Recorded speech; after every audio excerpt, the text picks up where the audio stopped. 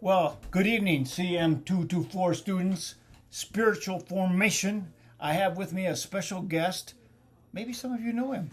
Do you know any of my 12 students? I might know them, but I don't see a list. So. Oh, well, I have a list. Anyway, this is Dr. Greg Carlson, and I'm so privileged to have him step into the class for just a few moments tonight to share with us some important things. You know, Nehemiah did something that was phenomenal. He came to the city of Jerusalem and he rebuilt the wall of Jerusalem. They had been sitting around 100 years waiting for the wall to be rebuilt. He did it in 52 days. Yeah, it's amazing. Absolutely amazing. But you know what he did in the middle of the 52 days? He gathered all the Israelites together, all the builders and all the soldiers, and he sat them down and says, guys, we're building a wall. Let's not forget that. And I think that you and I need to be reminded of why we're going about this task of developing our spiritual formation. And so I'm going to ask Dr. Greg if he would weigh in on some of these things. Well, thanks, guys. It's really great to greet you, and I'm so grateful that Pastor Eldon is helping you through this journey of spiritual formation. I love my favorite definition of spiritual formation is Robert M. Holland's in his book Invitation to a Journey. I might have had you read it, but it goes like this: spiritual formation is becoming conformed to the image of Jesus for the sake of others. I think that takes into mind the great commandment: love God, love others, and I just think it's a great thing. Now, halfway through the semester or so, or at least a third of the way in, and it's time to be an encouragement like Nehemiah. One of the things that I love about Nehemiah, it's a great leadership manual. Oh, isn't it though? When he started out with the task of building the wall, he informed them, you can't just take away the rubble and then build the wall. At the same time that you're building the wall, you have to take care of the rubble and wall. And then later, when he had to defend the city, they had to have a sword in one hand and a trowel in the other. And the trowel in the other. And it paid to be ambidextrous back in those days. And are you left-handed? I am left-handed. Oh, Thank you for asking. I'm the only one in my right mind. But anyway, there's a couple things I wanted to say about goals, because that is probably one of the hardest things to do in this course, because there's goals on so many levels. There's your personal goals. And so when people say, well, what should I be setting goals about? And I say, if you want to set personal goals, take a look at the characteristics of 1 Timothy 3. Pick one of those. When I was executive pastor for a growing church in Omaha, one of the things that I did is I said, everybody on our staff, you have to pick one of the 1 Timothy 3 characteristics, and I want you to set a goal for the next 3 months, how you're going to grow in that area, how you're going to grow in respectability, how you're going to grow in managing your family, how you're going to grow in not being pugnacious or feisty. And then give me, that's the objective, then give me the activity, and then show me a way that you're going to measure it. Because all education really is objective, activity, measurement, repeat. And so in the area of personal goals, I think it's really good if you say, okay, what should I be thinking of? Well, look at the characteristics of a mature believer in 1 Timothy 3. Good idea.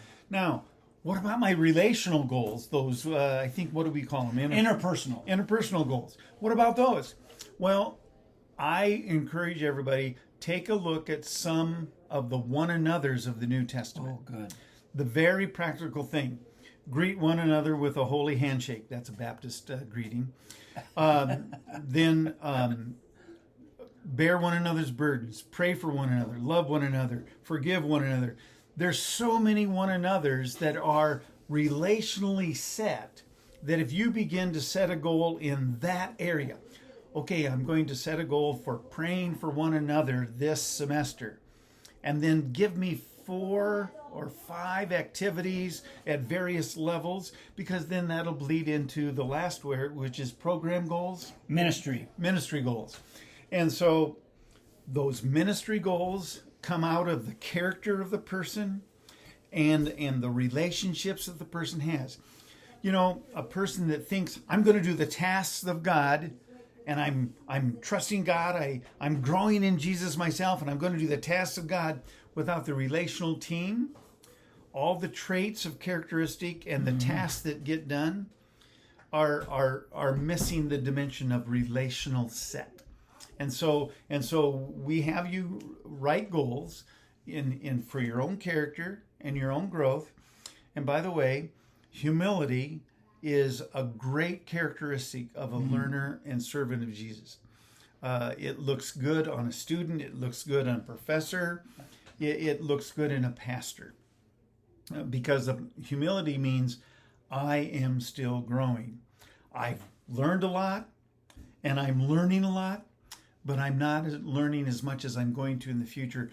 And one of the things that I have said, you know, there's some students, you know, there's an old saying, you can always tell a freshman, but you can't tell them much because they know everything. Well, I want to be a professor that has a continual learning humility, because I learn from those that I'm leading. I learn from those that I'm following. I learn from others that are here with me. And so that's really, really practical. Now, so the area goals, to summarize, personal goals look a lot like the characteristics of 1 Timothy 3. Interpersonal goals look a lot like the one another's of the New Testament, for example. And then ministry goals actually look a lot by the functions of the spiritual gifts that are listed in the New Testament.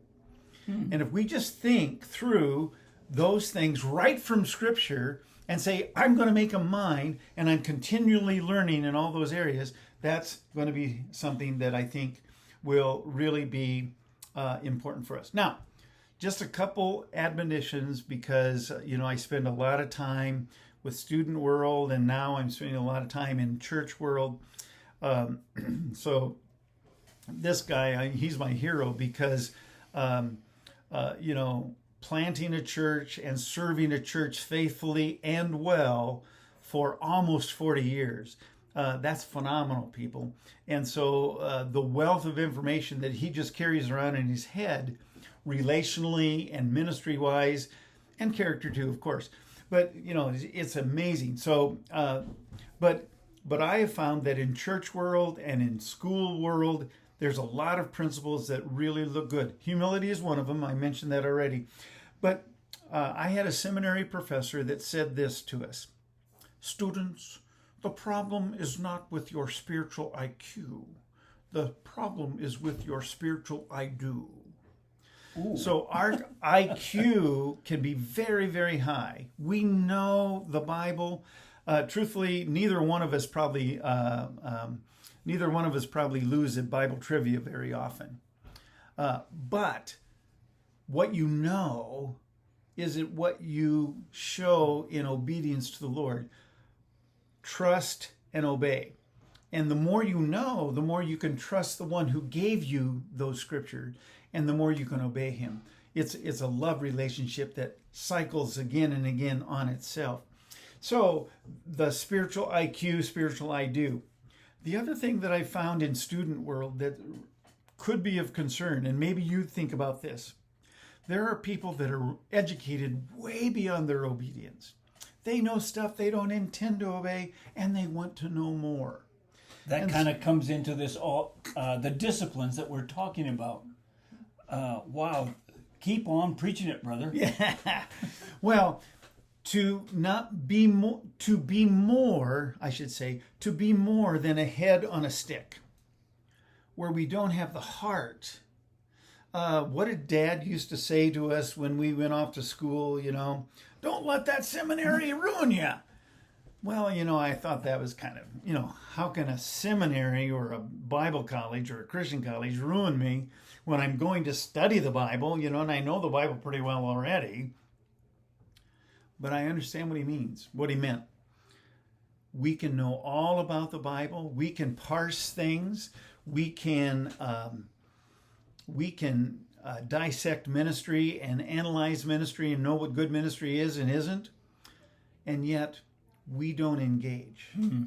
It doesn't come from us. And the Lord, I think in Isaiah would call it, who asked for this trampling of my courts? Why are you here, but your heart is far from me? Why is my name on your lips, and yet you don't think and obey the Lord's commands? So anyway, the IQ I do, the humility lesson, the IQ I do lesson, and then the head on a stick lesson, that we engage, that spiritual disciplines are there to do more than just help us know stuff. It's help us trust and obey so that we grow. And then one last lesson maybe is one of my Bible college professors said, stay green, students, because when you're ripe, the next step is rotten. And I think that goes back to that lifelong learner that we want you and us to portray. We're always learning about it. I think I've read through the Bible every year, maybe for up in the high 30s, 37, 38, maybe more times.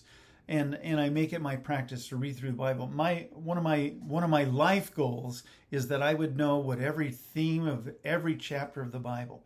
And so I work at that. I take chunks of that every semester and try to focus on, okay, I'm learning the themes of the book of Job. Job loses his wealth. Job loses his health. He condemns the day he dies. That he was born, I should say. Eliphaz comes. Well, how do you get to know that? You keep repeating the things that are important. Anyway, so there's goals that you make, the objectives of what you want, and then there are those things, the activities that help you get there, and then you have to measure that. And that's why Pastor Eldon is asking you to give those hay reports. Don't just talk about what you learned in your head. Talk about how you've learned in your head, lived out in your life, and is being reproduced in a third spiritual generation.